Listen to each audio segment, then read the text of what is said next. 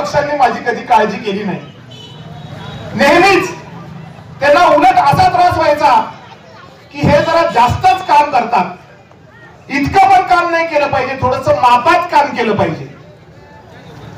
माझ्या वडिलांनाही तो त्रास झाला, माझ्या आईंनाही तो त्रास झाला. माझे वडील, विचार करा, IAS ऑफिसर असून सुद्धा त्या माणसाला मंत्रीपद आयुष्यभरात मिळालं नाही. कसले कसले लोक मंत्री होऊन गेले, पण माझे वडील मंत्री झाले नाही. का? कारण वरिष्ठ लोकांना असं वाटायचं की हा हुशार माणूस आहे, हा विद्वान माणूस आहे, आणि हा जर पुढे आला तर हा आपल्याला संपून टाकेल. आणि म्हणून एखादा कष्ट करणारा कर्तबगार माणूस असला की त्याच्या पाठीमागे विरोधक फार एकजुटीने लागत असतात. त्या पद्धतीने त्या ठिकाणी आमच्या कुटुंबाला त्रास झाला. त्या त्रासातून आम्हाला एकच बोध मिळाला की कुठल्याही परिस्थितीमध्ये या सगळ्या त्रासाला, या सगळ्या जाचाला कंटाळून जाऊन कुठेतरी गुडघ्यात मान टाकून बसण्यापेक्षा निधड्या छातीने याला सामोरे जाऊन छत्रपती महाराजांनी जसा लढा दिला, बाबासाहेबांनी जसा लढा दिला, त्या पद्धतीने लढा दिल्याशिवाय आपल्याला पर्याय नाहीये. आणि म्हणून त्या ठिकाणी आम्ही आता लढा द्यायचं ठरवलंय. माझे वडील गेले, माझी आई आता खूप वयोवृद्ध आहे, आणि माझी आता 2 पंचवार्षिक कन्नडच्या विधानसभेच्या सदस्यपदी निवड होऊन झालेली आहे. आता मला असं वाटतं की इथून पुढे बळजबरी कुठल्या तरी पक्षाचं लांगुल चालन आपण करू नये. आपण कुठेतरी स्वाभिमानाने आपल्याला जे वाटतं, आपल्याला मनापासून जे करावंसं वाटतं ते करण्यासाठी धाडसाने आपण पुढे आलं पाहिजे. दरवेळेला आपण कष्ट करायचे, दरवेळेला आपण आगीतून जायचं आणि फुफाट्यात पडायचं, हा प्रकार आता मला सहन होत नाही. आणि म्हणून खरं म्हणजे शिवस्वराज्य बहुजन पक्षाचा जन्म झालेला आहे. आणि म्हणून अशा पद्धतीचे जी काही मंडळी असतील त्यांना सगळ्यांना मी एकत्र करतोय, आणि ही सगळी एकत्र करून त्या ठिकाणी लढा आता मी उभारतोय. अनेक वेळेला जेव्हा असे प्रसंग येतात आणि अशा पद्धतीने विचार करण्यास भाग पडतात लोक की अरे बाबा तुम्ही किती करताय, कुठेतरी त्याला पूर्ण विराम द्या, किमान अल्पविराम तरी द्या. अशा पद्धतीने ज्यावेळेला लोक विचार करतात त्यावेळेला कुठेतरी आपण सुद्धा खंबीरपणाने या गोष्टीला सामोरे गेलं पाहिजे, असा पुन्हा एकदा आत्मविश्वास त्या ठिकाणी वाढतो. मला या निमित्ताने सांगायला तुम्हाला हरकत नाही की माझ्या आयुष्यामध्ये जे 2 पंचवार्षिक मी आता आमदार म्हणून काम करतोय, या दोन्ही पंचवार्षिक मध्ये लोकांना फक्त एवढं माहिती आहे की हर्षवर्धन जाधवनी मराठा समाजाच्या आरक्षणासाठी राजीनामा दिला. पण मी या अगोदर मराठा समाजाच्या आरक्षणासाठी राजीनामा देण्याच्या अगोदर मी 2 वेळेला राजीनामे दिलेले आहेत. आणि का दिलेले आहेत तर माझ्या मतदारसंघाच्या विकासासाठी मी माझे राजीनामे दिलेले आहेत. एखादा माणूस ग्रामपंचायत सदस्य व्हायला, नगरसेवक व्हायला धडपड करतो आणि झाल्याच्या नंतर मस्त मस्त गाड्या घेऊन मस्त फिरतो. त्याला कधीच असं वाटत नाही की आपण कोणत्या मातीतून आलो आणि शेवटी आपल्याला कोणत्या मातीत परत जायचंय. त्याला असं वाटतं की आपण काहीतरी फारच अमिताभ बच्चन झालो आणि आता आपल्याला कोणालाच काही करता येत नाही, अशा थाटात तो माणूस वावरतो. पण त्या ठिकाणी ती वस्तुस्थिती नसते, आणि माझी पण ती वस्तुस्थिती नव्हती. त्यामुळे मी एक ठरवलं की शेवटी मला ज्या मातीतून मी आलेलो आहे त्या मातीत मला परत जायचं आहे. मला तिथे चालणार आहे जिथे माझा जन्म झालेला आहे. त्यामुळे मी मस्तीत येऊन मला माज करून चालणार नाही. माझ्या तालुक्यातले जे प्रश्न आहेत ते प्रश्न जोपर्यंत सुटत नाही तोपर्यंत मला विधानसभेमध्ये बसणं स्वस्थपूर्ण नाही. मी ज्या वेळेला प्रश्न माझ्या मतदारसंघातले उपस्थित केले आणि ज्या वेळेला मला असं सामोरे जावं लागलं की आता तुम्ही फारच बोलायला लागलेला आहात, त्या वेळेला त्या ठिकाणी मी भूमिका अतिशय कठोर मन करून त्या ठिकाणी घेतलेली आहे. आणि त्याचा फायदाही मला झाला. मोठ्या प्रमाणावर माझ्या तालुक्यामध्ये आता विविध रस्त्यांची कामं त्या ठिकाणी सुरू आहेत. मोठ्या प्रमाणावर मराठा आरक्षणाच्या बद्दल निकालही आता हळूहळू लागायला लागलेले आहेत. काही विघ्न आली आहेत, पण त्याला सुद्धा त्या ठिकाणी सरकार कोर्टामध्ये भांडतंय. सांगण्याचं तात्पर्य जर निधड्या छातीने आपण सामोरे गेलो तर नक्कीच कुठेतरी यश मिळतं. आज माझं नाव जरी झालं असेल की त्या ठिकाणी मी एक चांगला लोकप्रतिनिधी आहे, तरी सुद्धा त्याच्या पाठीमागची जी पार्श्वभूमी आहे ती नीट समजून घेणं आवश्यक आहे. त्याची पार्श्वभूमी काही तितकी सोपी आणि सरळ नाहीये. अतिशय कणखर आणि अतिशय प्रसंगाला धावून जाण्यासारखी भूमिका वारंवार घेतलेली आहे. तेव्हा कुठेतरी आता हे नाव मिळालेलं आहे. माझी या निमित्ताने आपल्या सगळ्यांना विनंती आहे की या गोष्टीचा थोडासा तुम्ही अभ्यास केला पाहिजे.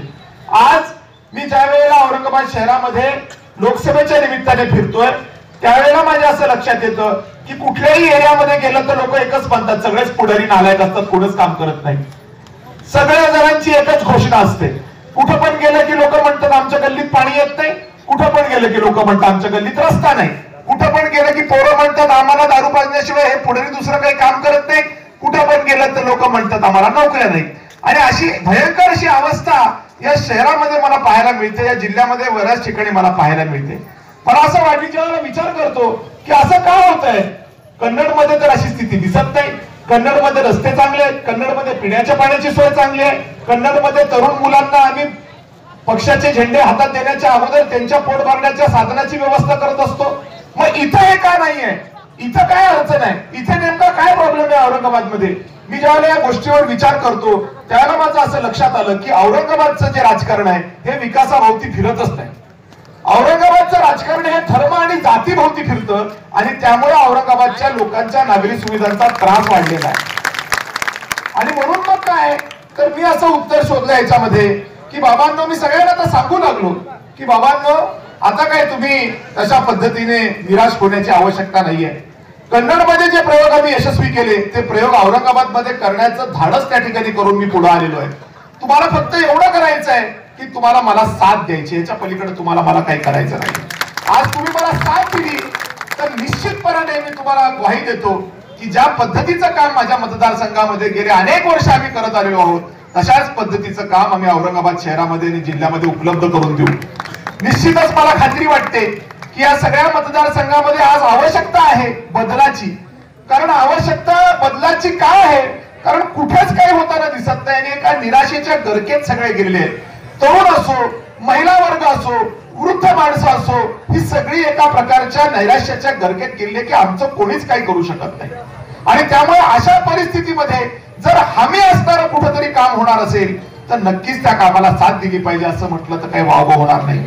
आज माझ्या कन्नड विधानसभा मतदारसंघाचं मी वारंवार नाव ह्याच्यासाठी घेतोय कारण मी आज तिथे प्रतिनिधी म्हणून गेले काही वर्षापासून काम करतोय आणि त्यामुळे माझ्या कामाचं काय, कशा पद्धतीचं माझं काम आहे हे कन्नडची जनता तुम्हाला नक्कीच सांगू शकेल. आणि म्हणून मला खात्री वाटते की एक चांगला पर्याय मी औरंगाबादकरांना देऊ शकतो आणि हा पर्याय जर औरंगाबादकरांनी स्वीकारला तर नक्कीच या औरंगाबादमध्ये आमूलाग्र बदल आल्याशिवाय राहणार नाही.